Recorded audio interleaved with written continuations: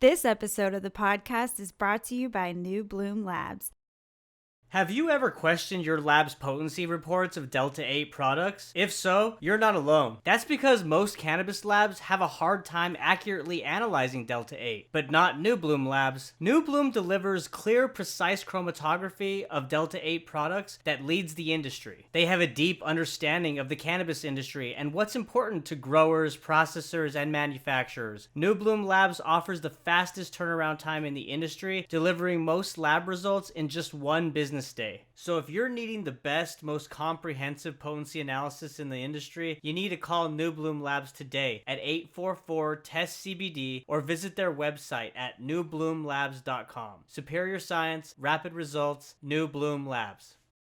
Hello, my fellow people of the plant. Thanks for tuning in to another episode of the Cannabinoid Connect podcast, your favorite podcast that includes industry-facing conversations with the industry's leading experts that aim to educate and inform the public regarding the plant's endless benefits. My guest today is Gary Santo. He's the president at Tilt Holdings.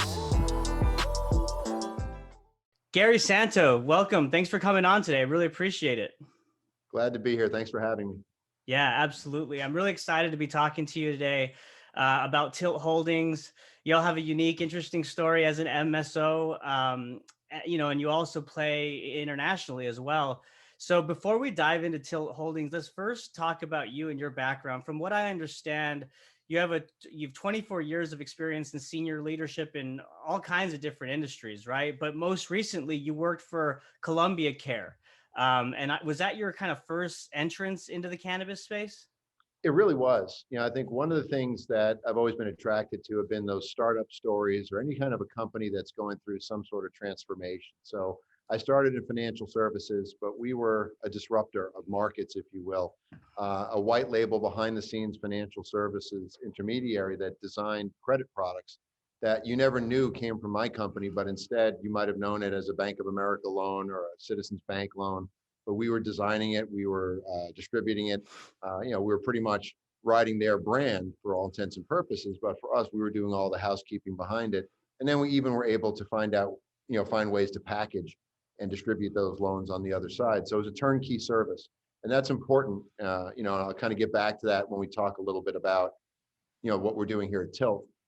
From there, I worked for Fitch Ratings for a little while, saw how the regulatory side lives, but then also worked in the gaming industry, so casino equipment, worked in life sciences, and then Columbia Care was the first foray in to the cannabis space. Oh, that's great. Yeah. And I mean, I'm sure that you kind of just saw, not only the opportunity from a revenue standpoint, right, financial standpoint, but obviously just the overall impact that cannabis can have from a therapeutic, medicinal perspective. So is that kind of one thing that really reinforced this decision, or were there other factors? Yeah, I mean, I think twofold, right? From the use factor, my father has really bad knees. He played semi-pro football for a few years when I was a little kid. And his knees are terrible. And he started using CBD cream and then got his medical card in Massachusetts and went on to using the THC cream. And it started to introduce me to a new side of cannabis I hadn't really thought about. So, with the life sciences background and also the startup background, I took a look at the industry. And this was sort of my chance to come full circle. Whereas in the start of my career, I was the young guy wondering why guys like me existed. Who needs the gray hair guy? We can figure this all out. But my very first boss told me, it's true. Most market disruptors can figure anything out with unlimited time and resources, but nobody has unlimited time and resources. Even if you work at one of the big companies out there, there's a limit. So this was a chance to step into to an industry, I think, that's still getting its legs under it. It's very passionate, right? We had all the true believers who helped bring cannabis into the mainframe. But now building an operating company is a different kettle of fish altogether. And that's what excited me, to be able to bring those two together and then take a look at the use cases that help folks like my father. Yeah, no, absolutely. And so let's kind of set the stage for the audience here, and talk about Tilt Holdings. That obviously, like other cannabis, businesses, 2020 was a transformative year, right? And so I know that, when I was looking at some press releases and whatnot, you completed the sale of Blackbird. You saw a strong fourth quarter with improvement in harvest yields, production efficiencies, and also an increase in your inhalation business. And y'all operate, basically in Massachusetts with Commonwealth Alternative. You have your Pennsylvania Standard Farms company, which I think plays in both the Pennsylvania and Massachusetts medical marijuana space. And then you have Sante Veritas Therapeutics, which is your Canadian facility operations. So why don't you tell us a little bit about all those different companies in your portfolio and how 2020 was transformative? Sure. I think for most of the MSOs out there, right, everybody's coming out of that mid-year 2019 where the wheels really came off on the cannabis industry from a capital markets perspective. But what you saw most MSOs doing was sweating their assets and scaling up, right? So they spent a lot of time building out their retail footprint or building out their vertical operations and starting to scale. Tilt was a little bit different. I think Tilt had already started to do that prior to the market implosion. But really what Tilt was focused on was a reboot altogether. I think the prior management team, not unlike a lot of other management teams in cannabis, had really gone down that path of going public and then trying to buy their way to profitability without taking the time to see how the assets could truly integrate and how you could truly get to a good operating company. So the board, we're fortunate to have a very active board. They stepped in and had a complete change of management, and ultimately the two CEOs of the last two acquisitions by Tilt, which would have been Blackbird Holdings and Jupiter, our vaping, vaping division, were the two who were tasked to step in and actually run the publicly traded company. Certainly not what they were thinking of doing when they sold their companies into Tilt. I think they were looking for access to resources so they could continue to grow their business. I didn't think that they would. I don't think they thought they would become that resource. But they stepped in and they did the thing that entrepreneurs do. They decided to right size the company. There was a lot of waste.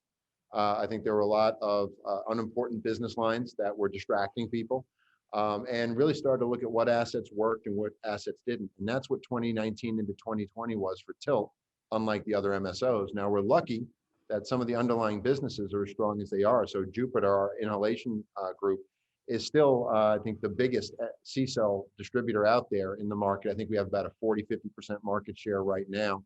And even though really Mark, our CEO, this was his division, he really didn't spend any time building that business in the last year and a half. He was focusing mostly on Tilt. It still has maintained that market share. Similarly, our plant touching assets in Pennsylvania, in Massachusetts, and soon to be Ohio, these are great markets and they're good facilities that were built out. So our chance to really leverage those facilities is strong.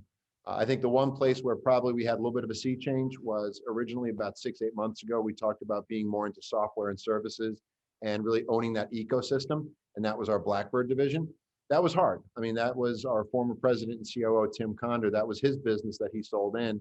We all still feel very strongly that the market needs that, but it's so fragmented right now between states telling you which systems you have to use for track and trace, between MSOs building their own systems. There's a future there. I just think the path looks a little bit different. And I don't know that the margins there look like typical software margins that people thought would occur, 80–90% margins for SaaS. I don't know that that happens there. So for us, looking at the cash consumptive nature of that business and what we could have been doing with those dollars if deployed into Jupiter, if deployed into our plant touching assets, really set the stage for us on sort of having a bit of a pivot and leaning into plant touching and starting to reinvest with those two core assets. So as you mentioned, we did that deal in late November. And then we start this year with a clean slate, really, and a new mission and a new vision, I believe, that we've started talking to the market about. Mhm. Yeah, well, it goes back to that due diligence that you mentioned, right? Where y'all really focused on the assets that you had and really what was the core competency, what's going to add value now. And to your point, the software market being a little more fragmented, especially related to cannabis industry, just didn't seem like maybe the right move for Tilt, right? So why don't you talk about the opportunities that 2021 presents? I think I read a press release saying that you're projecting revenue in excess of $205 million. So tell us a little bit about how you plan to achieve that and the strategy that you briefly mentioned. Sure, sure. So on the Jupiter side, that's the easy part. You could not have thrown more at the vaping industry than you did 2019 into 2020. You had the vaping crisis right into then a respiratory pandemic. Yet throughout all of that, what we did see is consumers prefer inhalation, right? The amount that vaping was down, smokable flower was up. So I think the consumer made it clear that that is their preferred absorption method. So for us, that's exciting because we think that the current status of the vaping industry. So that high viscosity vaping concentrate, that's sort of going the way of the dinosaur, I think, long term. I think it's kind of running its course, and people are starting to look at more concentrates, the live resins, the shatters, the waxes, and being able to develop and provide some type of disruptive technology to lean into that part of the market. That excites us. In fact, that's how Jupiter began. Our CEO, Mark Scatterday, worked with the C-Cell shop out in China to really take their technology that was being used mostly for the tobacco industry at the time and bring it over into the high viscosity cannabis vaping industry. So being able to be at the forefront of that cutting edge disruptive technology is a DNA that we're proud to have and that we're looking to bring to the forefront really on the vaping side. For us, the growth in 2021 there is just getting back to normal. I think BDS projects that that market grows somewhere around 20-25% in 2021. So we think we can easily pace the market, if not outpace the market, because there's some interesting opportunities. We've totally revamped our sales and marketing efforts there, a lot more outbound aggressive sales processes, and we've had such a tremendous supply chain management capability. We did not run out of stock at all during 2020, whereas a number of the other C-cell providers did, and we actually had to supply them as well as their customers. That makes fertile ground for us to step into some of those relationships and just start redeveloping, longer, deeper relationships, even with existing customers as well as new ones. So that's sort of our Jupiter division. I think top line, that'll probably, yeah. One follow-up question on that. So you mentioned the market increase. I think you said 25%. Just to clarify, are you talking about the live resins, the shatter, the waxes that you mentioned, or is that the vaping market? I think that's just vaping. I think BDS looks at that as today's vaping. I think there's a fair amount of work in front of us, whether it's coming up with cartridges that heat appropriately for live resins, whether it's trying to come up with a dab rig that doesn't have you looking like some kind of a science experiment walking around out there. It's going to take a little bit, heat not burn, things like that. So I believe their projections were more for the traditional vaping market as we know it today. Got you. And then one other follow-up question, then we can move on to your other lines of business. And that is C-cell technology. I'm somewhat familiar with it, but for our audience that's listening, why don't you just go ahead and explain what that is? I'm probably going to do it a disservice, and our CEO will probably want to hit me on the head for it. But really, the biggest difference is it's a ceramic coil. That's what's heating. That's the element that's heating instead of the heavy metals that a lot of the other vaping platforms tend to have. Bringing that ceramic, the wicking system over allows a little better fidelity, much more even heating up, so that you don't tend to boil or burn the actual concentrate. That's really what that C-cell technology is. And there's some knockoffs out there that do a decent job. But I think if we learned anything coming out of the vaping crisis, there's a reason why going with name brands matter, especially when it comes to vaping and what you put in your body. Having cartridges that don't leak, having power supplies that are dependable and heat evenly and consistently time over time that help promote fidelity, that's the way to go. I think that's why C-Cell as a brand has sustained so strongly and continues to command a premium in the marketplace, even though there are much cheaper knockoffs out there. In fact, we've even seen some MSOs start to develop sort of a bifurcated structure where they have the cheap and cheerful line. They don't put their name on that one, but then the one that they're branding with their name tends to be a C-Cell product. It's so funny you say that because I've actually tried, cartridges and pens that are branded, and I'm sure it's coming from C-Cell Technologies, actual battery itself. Yeah, I mean, usually most of it, there'll be a label somewhere on there, and usually there's even a Jupiter label. I think we could probably do a little better job putting our own label on there. We tend to be the guys behind the guys, so we're happy to sell B2B. We're not selling directly to end users. Sure. We're selling to about 700 different brands and MSOs out there. But it would not surprise me. I thought I saw an estimate that C-Cell is roughly about 70% of the vaping market, but don't hold me to that. Wow. Yeah, and it doesn't surprise me because, like you said, the lack of the efficacy of that product is just not there. I mean, there's ones that work and there's a lot that don't, and so that's good that y'all are kind of honing on that side of the market. So tell us a little about your plant touching companies within your portfolio and the strategies that you're going to implement in 2021 for those. Sure. So, we're probably a little late to the MSO game to do a traditional MSO build out where we're worried about retail footprint and sales per square foot and things like that. If anything, we're looking at the Jupiter business line and seeing how that's worked so well, being B2B with a premium product, partnering with brands that are also premium, and seeing how that has sustained over time. Now, the margins in Jupiter aren't quite as sexy as they are on the plant touching side. It's about mid 20s on the gross margin and high teens on the EBITDA margins, mostly because we do not control the manufacturing. That's done by our partner out in China. But when we look at plant touching, there we do own the entire supply chain. So for us, the margins are much stronger. We already are known for high quality products, premium products. In Pennsylvania, even though we do not have any retail footprint and we're just cultivation and manufacturing, we sell to about 95% of the retail outlets out there. And as a result, Standard Farms, which is our house brand, is a top 3 brand. In Massachusetts, we're not quite as brand focused. There, we're vertically integrated because we have to be. You can't really do the cultivation and the manufacturing without having the retail. We only have one of our 3 stores open right now. We're waiting for our licenses. But even there, it's a very big wholesale business. Brands probably aren't quite as well known throughout Massachusetts. We sell to about 50% of the retail shops out there right now. So for us, taking that Jupiter business model and saying, how do we stay on that B2B side? Let's not go out and spend a lot of money getting retail footprint and the SG&A that's required and all that bleed off you get. It's pretty efficient to do what we're doing right now. And that's where we're focusing the business. We're looking at brands because we think that's ultimately where the market is going to go at some point. I think the MSOs are going to have to struggle a little bit with their thoughts on their own brand versus bringing in third-party brands. If you're in a limited license market, how much can you really get your brand out in that marketplace? You're asking your competitors to carry them.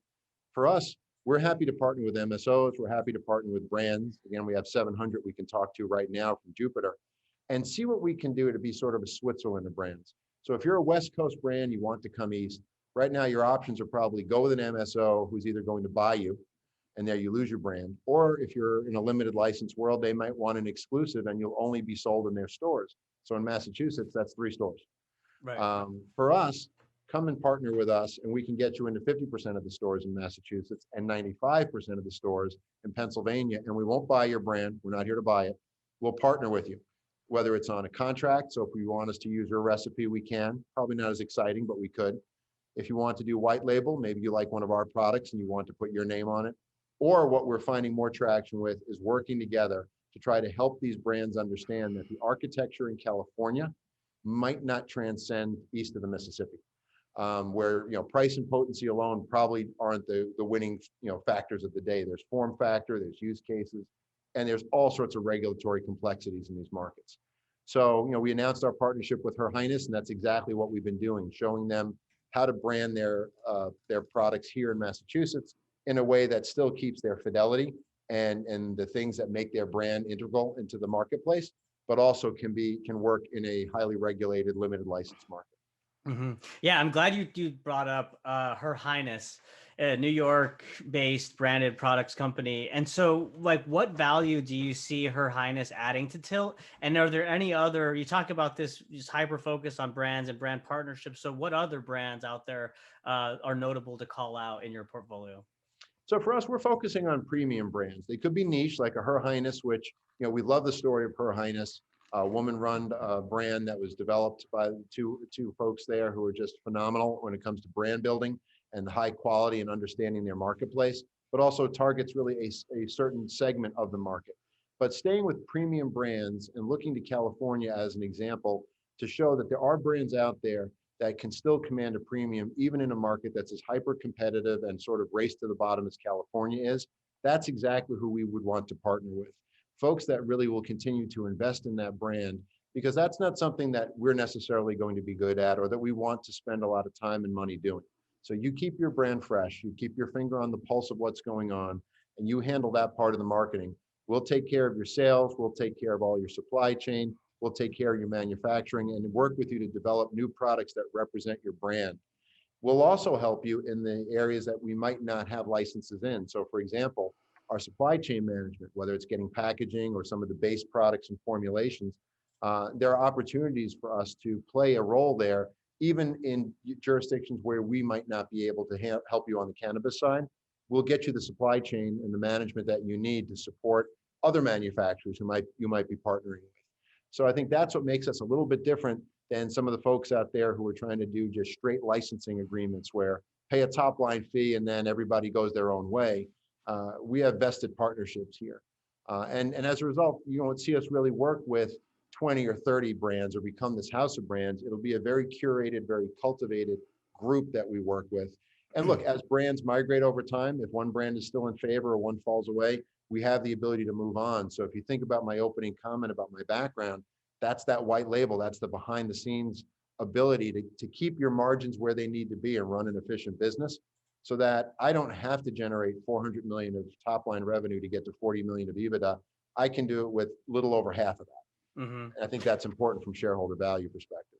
There's no doubt about it. Yeah, and I love that approach and that focus on the B2B side that you mentioned, right? Because like you mentioned, I mean, it kind of almost gives these brands more flexibility and options when it comes to how they want to work with y'all, as opposed to, like you said, just simply getting bought out, right?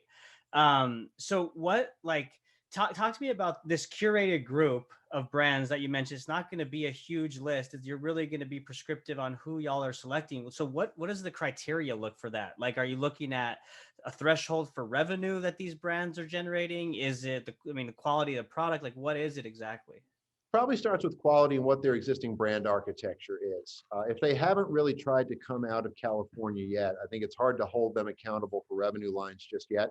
I think it's understanding how that brand might play in the space. Knowing that premium and high quality tends to be the starting point for any conversation, but then looking at how they approach their business. There are some brands that literally just hit it well in California, and they're never going to really play out when you come east of the Mississippi and people are looking at form factors and things like that. So the more sophisticated brands that understand an architecture is required, and that architecture is probably a living, breathing thing that's going to change over time. So it truly becomes a partnership. And I think the larger brands you see out there, certainly I don't want to name names at this point, but I think Her Highness is a great example. They know what they're trying to get to. They know the market they're trying to serve, but they're willing to work with you and learn as they go and be a trusted, valued partner. And if we can add the experience, the regulatory oversight, and supply chain management, they've got the vision and what the integrity for their brand looks like. That's exactly what we want to go with. As I mentioned, we don't just want to be a straight licensing deal where I pay you 10% or whatever the number is, and I could put your name somewhere outside a store. That's really not who we are. And because we're not managing our own retail footprint, it's not about me saying I have an exclusive on you in my store.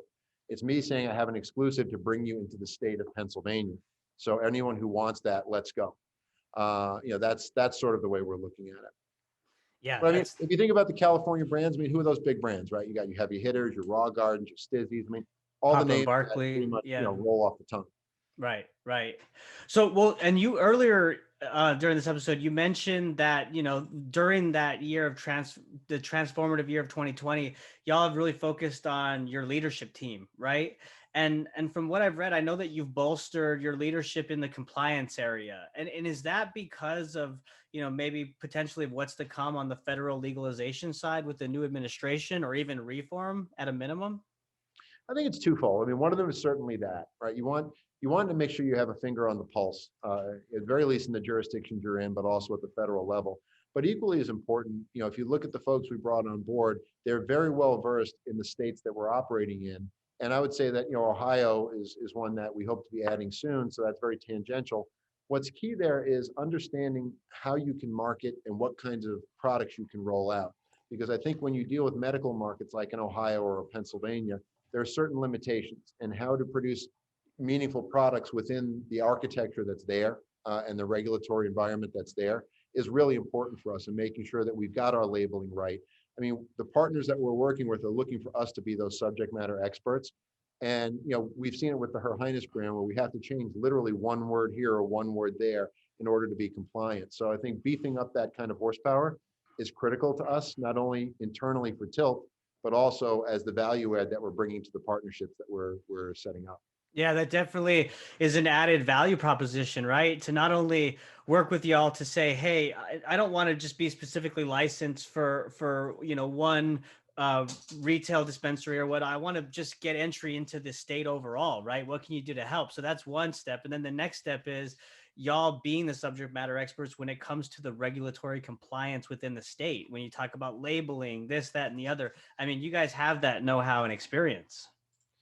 Yep, no, that's exactly right. And look, I think a lot of MSOs out there are forced because they have that retail full vertical integration. they've got to defend their margin strongly, and rightfully so. They have overhead they have to cover. They've got a retail footprint they have to square up against. So for them, they keep a lot of those assets close to the vest, right? It's theirs to leverage and it's their margin to keep. I think for us, we acknowledge that, the wholesale space is kind of a rented space right now. It's great that we can sell a pound of flower in Massachusetts for, between $3,000 and $4,000, but that's not going to last forever. No. So for us, working and being at the forefront to bring these kinds of brands in and give them that kind of ability to step forward into these markets and be, like I mentioned, sort of a Switzerland. We're not conflicted. We're not managing your product versus one of our own, where I'll always make more money on my own product. I'm already saying I'm all in on your product, which is also why we want to be careful when we look at the group we put together, that we don't want the brands to bang into each other. We want them to be complementary. And if that means we go a little up and down the value chain, we can certainly do that. But I think that's what makes our approach, I think, a little bit more unique than the traditional MSO that you might see out there. Yeah, for sure. And I got to tell you, from a consumer's perspective, I mean, myself living in Texas, a state that, has a minimum medical program at best, the future looks bright because, I'm going to be in a position where I want to try the best California cannabis or the best New York cannabis or whatever, the top leading brands are from those states, and y'all are going to provide that ability for consumers, which is great. And I think what's key there too, though, is by doing it the way we're doing it, a typical licensing agreement, the partner generally has all the incentive to keep costs as low as possible and meet the SOPs, but not go much further. By doing it more of a partnership, it's important to us that if you try the product that you had in California and you try it in a Texas or you try it in a Massachusetts, it's as close to being the same experience as humanly possible, right? I think that's what's important for us, because I've seen stories and I've heard stories talking to bud tenders and others where literally the product carrying the same brand name in one jurisdiction doesn't look the same as another, doesn't have the same experience. You paid for the name, but you really didn't get the product. And we don't want that to happen to our partners. If that happens, we're not doing our job. Right. No, that makes sense.